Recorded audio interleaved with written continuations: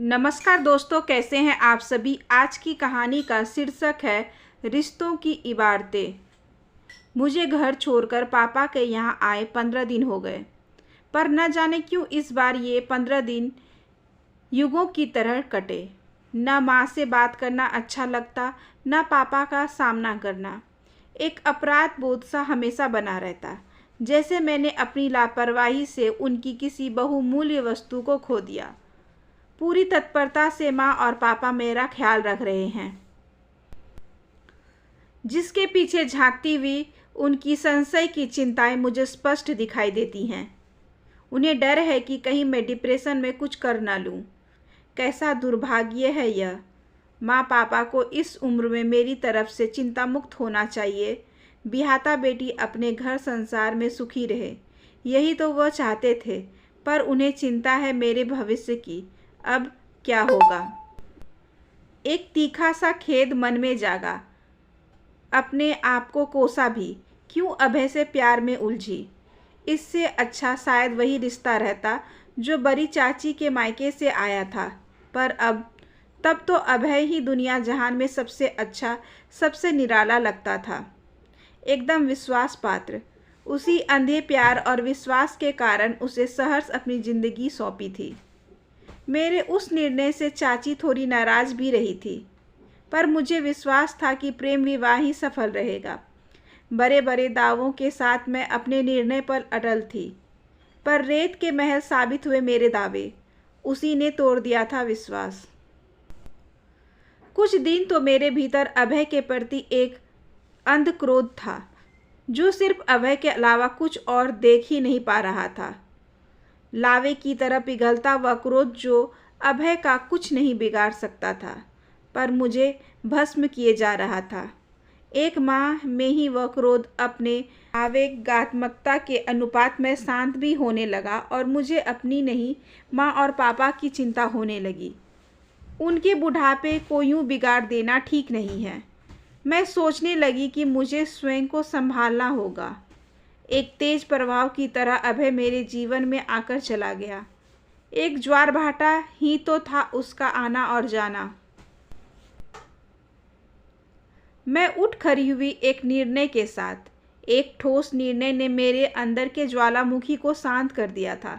मैंने माँ के सामने जाकर दृढ़ विश्वास के साथ कहा, माँ, मैं कल जाना चाहती हूँ। कहाँ? माँ चौंक उठी। वहीं वापस अपने उसी घर में? क्यों? यहाँ तकलीफ है क्या? माँ ने थोड़ा गुस्से से पूछा।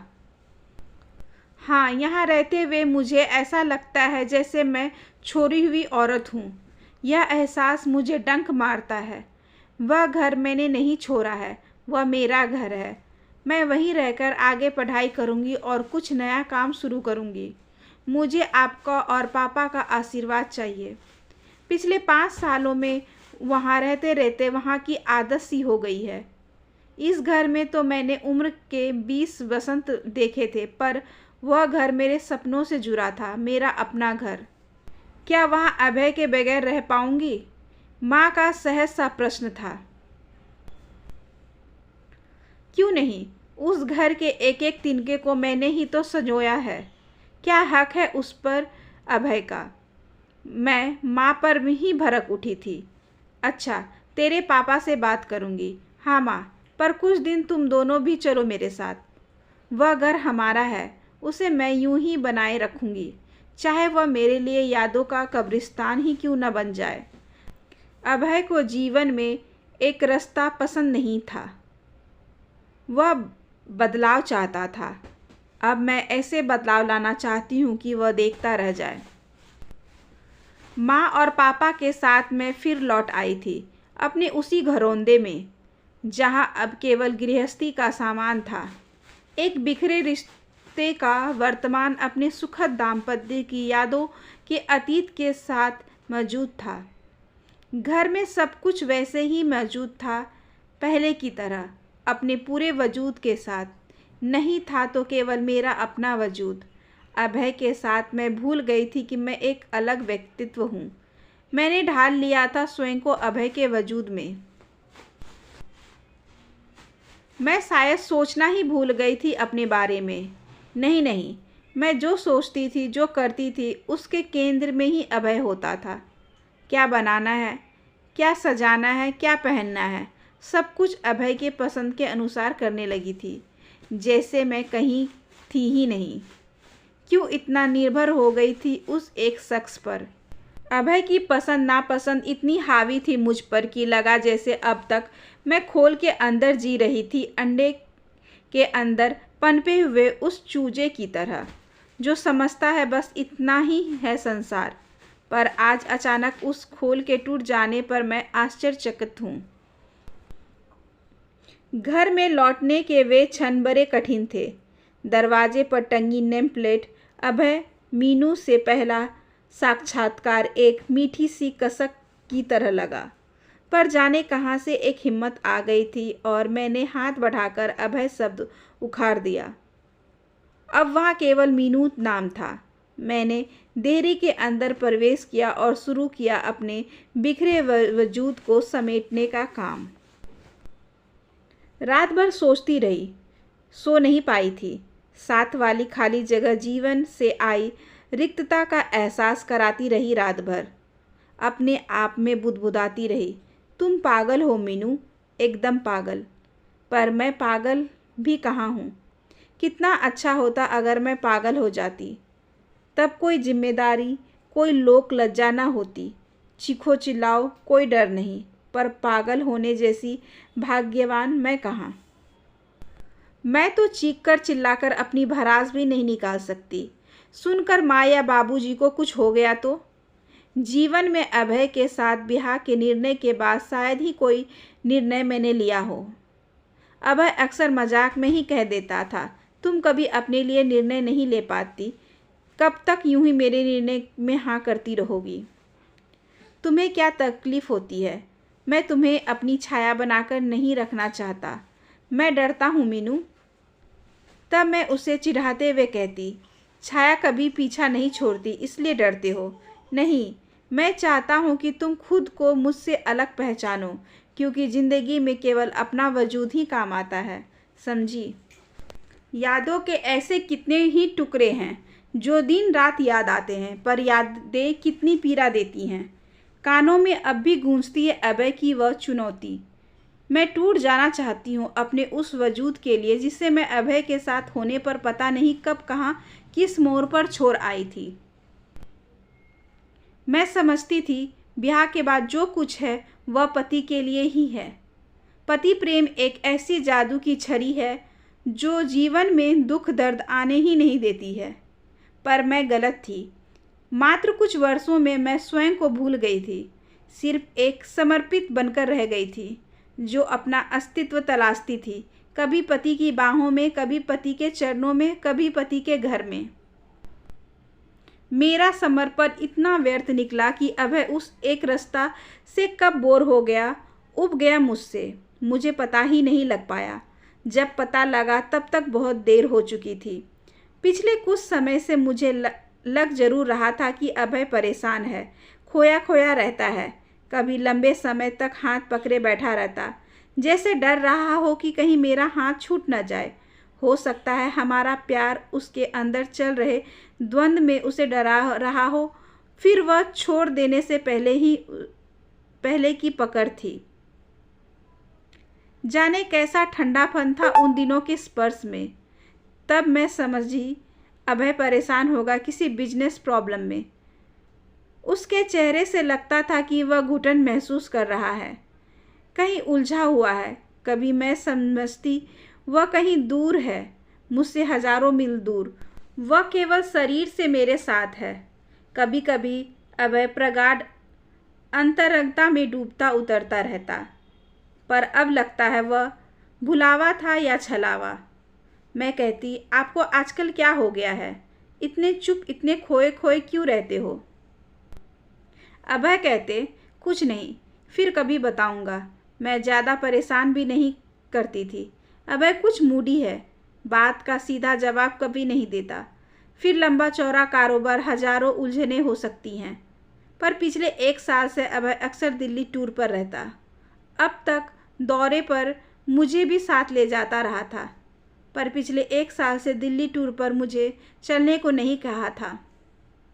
इस बार जाते वक्त वादा किया था अभय ने, शादी की वर्षगांठ पर वह मुझे दिल्ली ले जाएगा और एक खूबसूरत तोहफा भी देगा। मैं उसी वादे का अटकी इंतज़ार कर रही थी। 2 माह का अकेलापन था। इतना लंबा टूर अभय ने पहले कभी नहीं किया था। मैं कोशिश करती खुद को व्यस्त रखने की, कभी शॉपिंग करती, फिल्म देखती, कभी सेल में जाती, किचन का नया सेट, बेड कवर, पर्दे, पौधे बदलती रहती। यूं भी अभय को बदलाव चाहिए। उसे घर की सजावट में चेंज पसंद है। वह अक्सर कहता, बदलती रहा करो ये चादर, ये कवर, ये पर्दे। मैं बोर हो जाता हूँ एक ही व्यवस्था से। पर अभय, तुमने इस हद तक बदलाव पसंद किया, यह तो मैं सपने में भी सोच नहीं सकती। तुमने तो मुझे भी बदल डाला। शायद तुम मेरे अस्तित्व को पलंग पर बिछी चादर की तरह समझ बैठे। मैं कोई तुम्हारे ड्राइंग रूम में रखा फूलदान नहीं थी। उस दिन शाम मिसेस कांत के घर गृह प्रवेश की पार्टी थी। न चाहते हुए भी मुझे अकेले ही जाना था। वहीं मुलाकात हो गई कांत की दिल्ली वाली बुआ जी से। अरे बुआ जी आप? मैं चहक उठी थी। वे मुझे अच्छी लगती हैं, पहले कई बार मिल चुकी थी। कैसी हो मीनू? एकदम ठीक, मैं बोल गई। दिल्ली आने वाली हूँ। अभय वहीं है आजकल, मैंने उत्साह से कहा।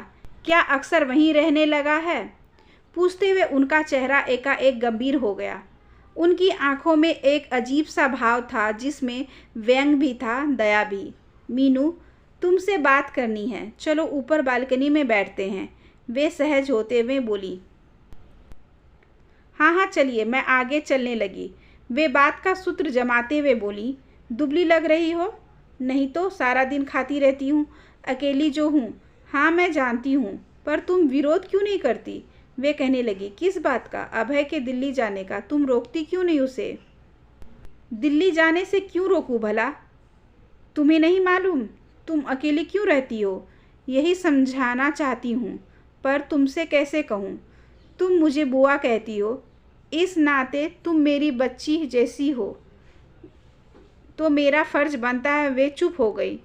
मैं विस्मय भरे नेत्रों से उन्हें देखती रही। मीनू जी, क्या तुम सचमुच नहीं जानती? मैंने उनका हाथ पकड़ लिया।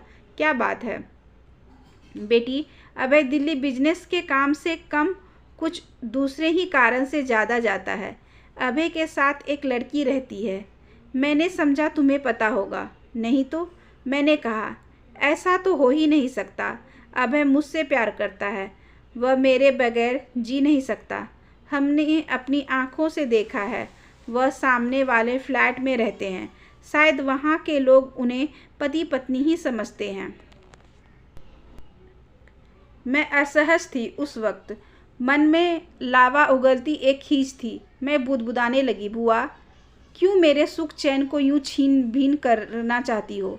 ना ही बताती तो अच्छा था। मैं अपने इस खोल में जी रही थी। क्यों अभय और मेरे रिश्ते का सच अनावृत कर दिया? मेरे जीवन का भ्रम, जिसे मैं सच समझे बैठी थी, क्यों तोड़ दिया? तुम्हारे एक सच से मेरे सारे सुख किन अदृश्य छिंदरों से बाहर निकल गए। मैं नहीं जानती कितना सुख था अभय की पसंद के अनुसार घर की सजावट में बदलाव लाने का। बदलाव बदलाव बदलाव, इस शब्द का बोझिल भार मुझ पर लदने लगा। मैं खामोश थी। सजल नेत्रों से किसी के सामने सरलता से खुलती बिलकती नहीं हूँ मैं। शायद यूं खुल पाना मेरे स्वभाव में ही नहीं। मैं अपनी पनीली आंखों को झुकाती भी नहीं, क्योंकि पानी टपक गया तो कमज़ोर पड़ जाऊंगी। तुम जानती होगी, हम तो यही समझे थे। नहीं। बुआ ने फिर मेरा हाथ पकड़ा था। वे कोमल स्वर में मुझे सांत्वना दे रही थी। मुझे क्षमा करना मीनू, मैंने तुम्हारा दिल दुखाया, तुम्हारे पत्नी व्रत को चोट पहुंचाई।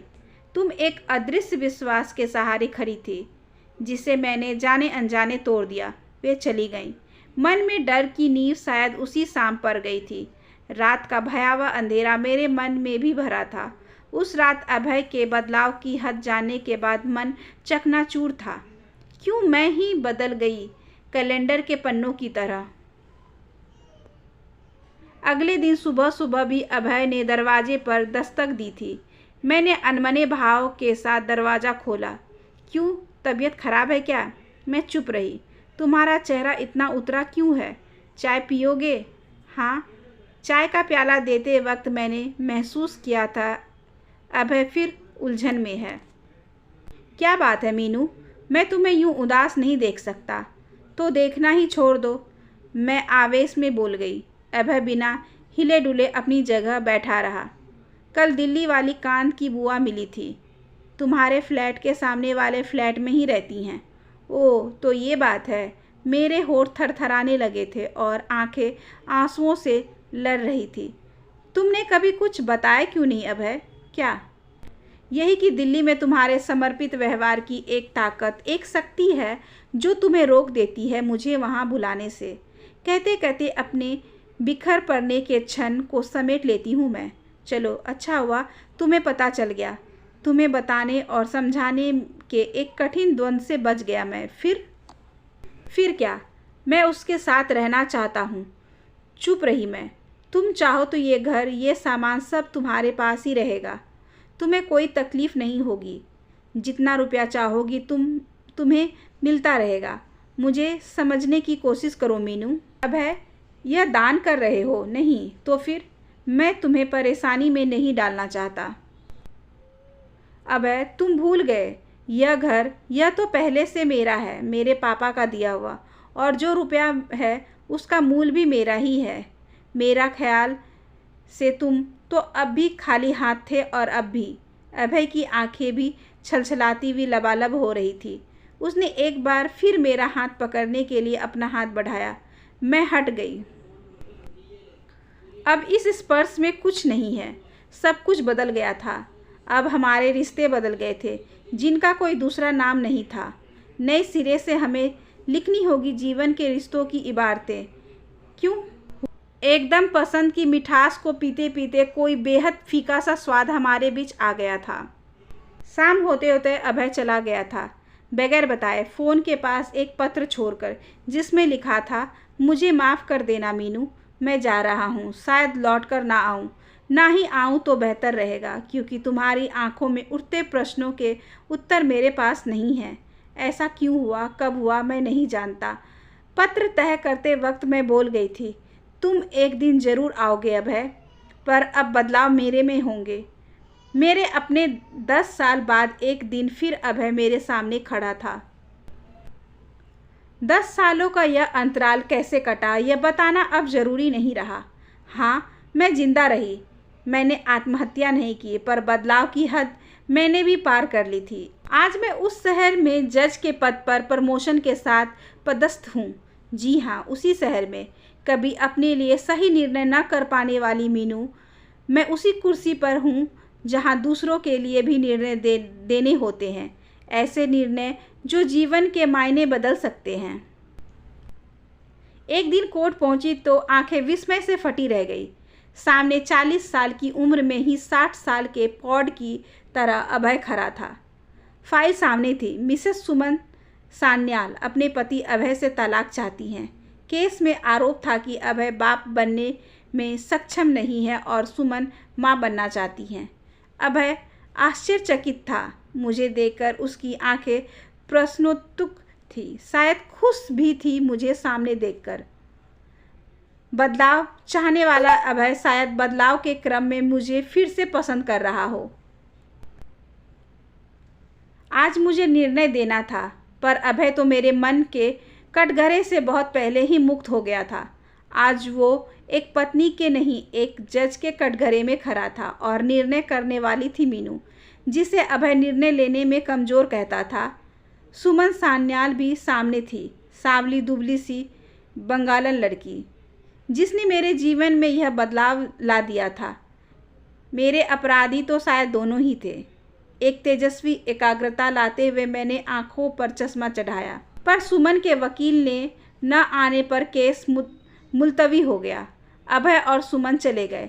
मैं शाम 5 बजे तक अनमनी सी कोर्ट में ही बैठी रही। शाम को जाने के लिए बाहर निकली तो अभय सामने खड़ा था।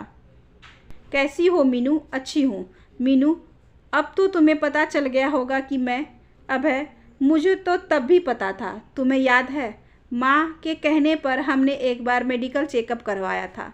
उस दिन भी रिपोर्ट यही थी, पर मैंने तुम्हें नहीं बताया, यह सोचकर कि तुम सच स्वीकार नहीं कर पाओगे। बोलते बोलते मैं रुआंसी हो गई। और मैंने तुम्हें इसलिए धोखा दिया क्योंकि मैं पिता बनना चाहता था। मैं समझा कि कमी तुम्हारे में है, तुम कभी माँ नहीं बन सकती। मीनू, मुझे माफ़ कर दो प्लीज़। तभी मेरे पति विजय गाड़ी लेकर मुझे लेने आ गए और मेरी 4 वर्षीय बेटी दौड़कर मम्मी मम्मी कहते हुए मुझसे लिपट गई। मीनू, यह तुम्हारी बेटी? हाँ अभय, बदलाव की एक हद यह भी है। इनसे मिलो, ये मेरे पति हैं विजय। मीनू, जल्दी चलो, हमारी टिकट बुक है और हम लेट हो रहे हैं। कहते हुए विजय मुझे खींच कर ले गए, बिना अभय की तरफ कोई ध्यान दिए। हाँ, यही सच है, मैं उनके साथ गाड़ी की ओर तेज़ी से कदम बढ़ाते हुए सोच रही थी। आशा करती हूँ कि आज की ये छोटी सी कहानी आपको अच्छी लगी होगी। अगर अच्छी लगी हो तो please like, share and subscribe करें हमारे चैनल को। ज़्यादा से ज़्यादा शेयर करें और बेल आइकन को ज़रूर प्रेस कर लें ताकि अगली वीडियोज़ की नोटिफिकेशन आपके पास सबसे पहले पहुँचे। धन्यवाद।